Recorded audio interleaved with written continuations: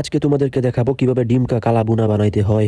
এর জন্য প্রথমে আমি হালকা করে পেস্ট কা জামা কাপড় খুলে লেতা হো। এরপর পেস্টটিকে কুচা কুচা করে কাইটা লেতা হো। পেস্ট কাটা শেষ হলে আমি চিকেন রুমে আসতা হো, আর সেখান থেকে সাদিয়ার মেকআপ বক্স নিয়ে সেখান থেকে একটু মেকআপ দ্বারা আমি পেস্টটিকে মাইকা নেতা হো। তারপর एंजल मीम के फटाकार उस पेस्ट के साथ एंजल मीम के खलत मलत করে নেতা হো। দীর্ঘক্ষণ খলত মলত করনে के পরে আমি দেখতা হো মারিয়ার খানার প্লেটটা অনেক বেশি গরম হয়ে গিয়া হে। তাই মারিয়ার প্লেটের মধ্যে সাদিয়ার চোখের জল ডাইলা নিতে হো। সাদিয়ার চোখের জল ডালা শেষ হলে বড় বড় রেস্টুরেন্টের রাঁধুনিদের মতো একটু ভাব নিতে গেছিলাম কিন্তু দেখি অবস্থা বেশি ভালো না যে কোনো সময় কড়াইয়া তেলের বাইরে পড়ে যেতে পারে এদিকে ডিম বাজনে কে পূর্বে আমার বয়স্ক ছোট বোনটা বলতেছিল ভাইয়া দাও তোমার ডিম বাজে দিতা হো। আমি তারা ধমক দিয়া কারা করাইয়া তুইতা হো আর বলতা হো ডিম কি তুই বেশি বাজতে পারোস নাকি আমি বেশি বাজতে পারি, আজকে তোকে দেখাবো আমার ডিম বাজা শেষ হনে কে পরে আমার ছোট বোন বলতা না ভাইয়া তুমি অনেক ভালো ডিম বাজতে পারো। আর সে বলতাছে আমি আর আম্মা যা কিছু বাজি আমরা তো রুটি বাজে আর তুমি মূলত ডিম বাজতা হো। আর আমি তো প্রথম ভাবতা সে আমার তারিফ করতাছে কিন্তু পরে দেখতা হো শায়দি আমার সাথে মজা নিতা পরে আমিও কইয়া দিতা হো আরে পাগলা ডিম আমিও বাজতে পারি কিন্তু এটা ডিমকে কালা বুনা বানাইতা হো আজকে।